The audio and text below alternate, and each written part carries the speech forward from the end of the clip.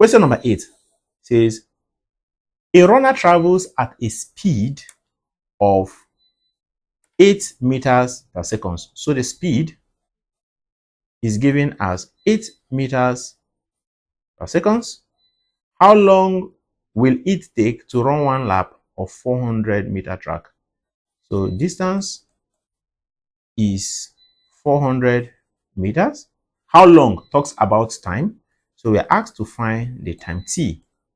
Okay, but we know that there's a relationship between speed, distance, and time. For speed is equal to distance divided by time.